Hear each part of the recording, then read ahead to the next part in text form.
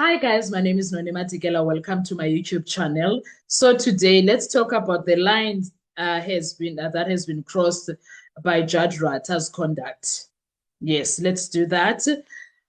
Today we confront the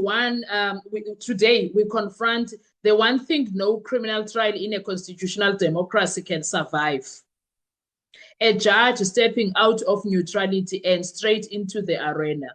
Because what happened in the Senzo Meyiwa trial this past week isn't just unusual, it isn't just questionable, it is legally explosive. And the Constitutional Court has already warned us explicitly in one of the most important cases of judicial conduct, S versus Basson 2007. This is the moment where law, power, and fairness collide, and someone crosses a line that should never be crossed.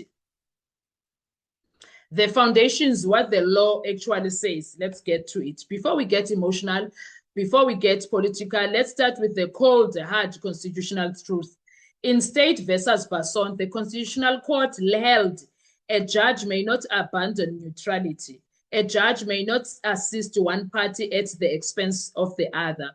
And most importantly, judicial discretion cannot be used in a way that collapses the adversarial structure of a criminal trial. Why is that? Because once the judge becomes part of the strategy, the trial stops being fair instantly.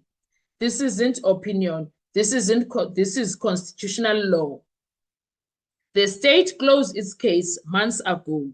Their witnesses testified, their evidence was led, their cross-examination concluded, they were done. Right now, in law, we are in the defense domain.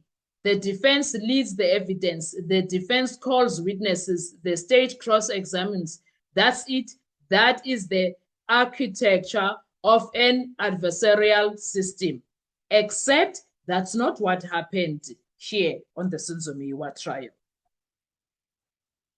Instead, the presiding judge decided on his own to summon state witnesses during the defense case. Let's be clear about the magnitude of this.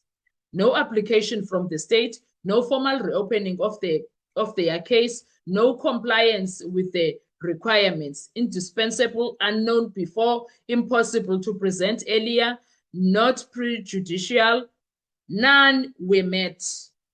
None of that happened. Absolutely nothing. Yet the judge moved as if he were part of the prosecution's strategy. This is the exact nightmare scenario State versus Basson warns against.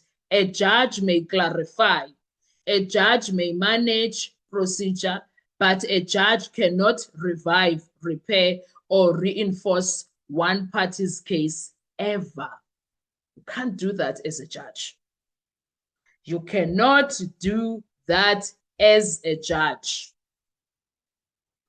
Because once a judge begins acting in a way that substitutes the state's shortcomings with judicial intervention, you no longer have an impartial judge, a neutral arbitrator, an adversarial system. You now have a judge who has become a participant.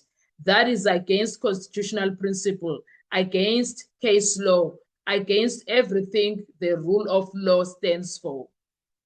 The moment the bench tries to fix the state's evidential gaps, the trial is no longer a trial, it's a performance.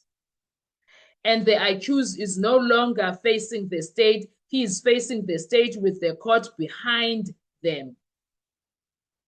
This is the very definition of prejudice.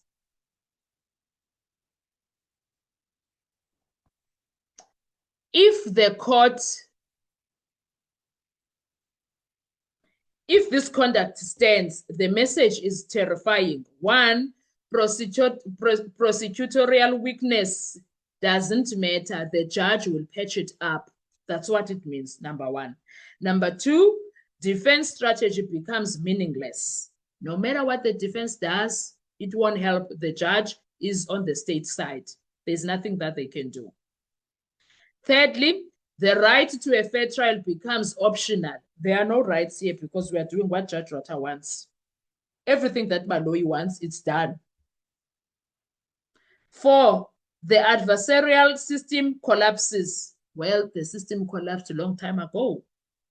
5, any conviction becomes appealable instantly. I'm glad that that is the case.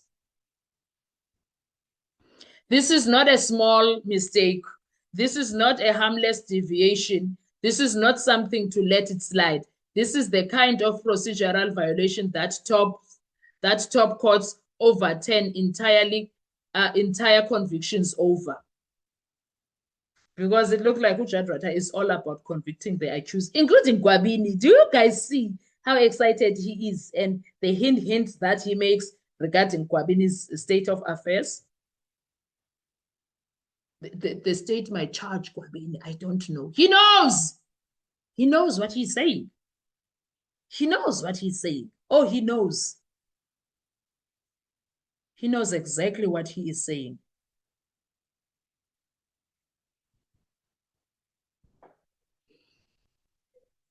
Okay, let's deal with it. What happened is not, let's call it what it is, guys. What happened is not judiciary clarification. It is judiciary intervention. What happened is not neutrality. It is judiciary alignment with the state. They are aligned. They are wheels of the car moving together to the same direction, not this way, but this way. Not this way, but this way. What happened is not discretion. It is judicial overreach that breaks the very structure of criminal justice. And every South African who believes in fairness, due process, and the Constitution should be alarmed. That is why we are shocked. We are still talking about it a week later. There was a weekend in between. It happened last week, and then we are still talking about it. It's a Monday today. That is how shocked we are, because we are in disbelief. We are in disbelief. This is the same judge that is always saying, I know the law, I know the law. But he is busy. The law. The law. The same judge was like, I know the law. You don't know the law more than I do. He's been telling me that. But he's busy.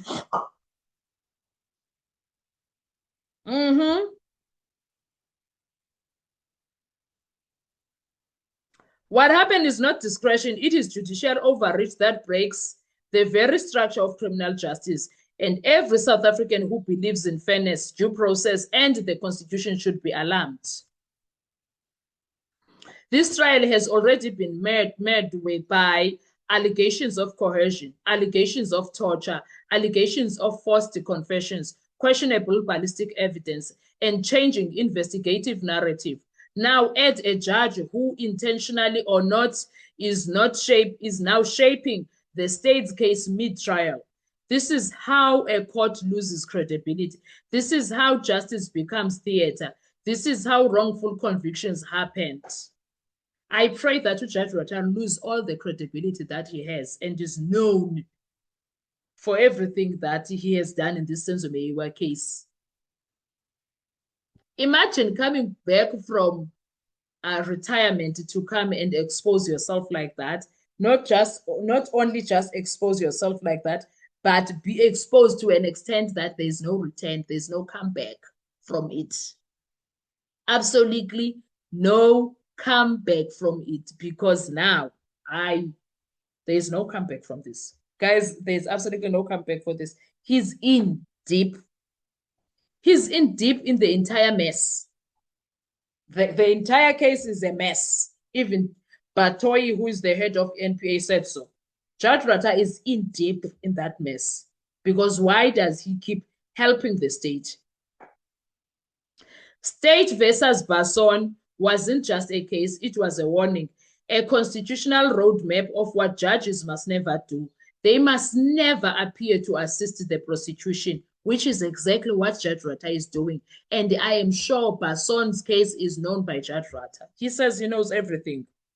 They must never interfere with a party's case. That is exactly what Judge Rota is doing. he's interfering on the defense case now because the defense case is busy with their witnesses and he's interfering and bringing state witnesses and also assisting the state. They must never undermine the adversary structure. He is undermining it every day in that courtroom, Ujudge Ratta. Yet here we are, the very boundaries set by the judgment are now being tested, stretched, and shattered. And once those boundaries fall, fair trial stops existing. That is what we are dealing with. The question is no longer what happened that day. The question is now, has the line of neutrality been crossed beyond repair? Because if the answer is yes, then the trial, one of the biggest in South African history, may already be legally compromised, and the fallout will be nuclear. That is what we are dealing with here. Thank you so much. I will see you on our next video. Let's talk with comment section. I want to hear your views. Let's have a discussion. What are your thoughts when it comes to this? Do you think Ujudge Ratta is in deep like this? Do you think Ujudge Ratta has a comeback from this? Do you think Ujudge Ratta has ruined his own legacy when it comes to this case? What are your thoughts? I'll see you. Bye-bye.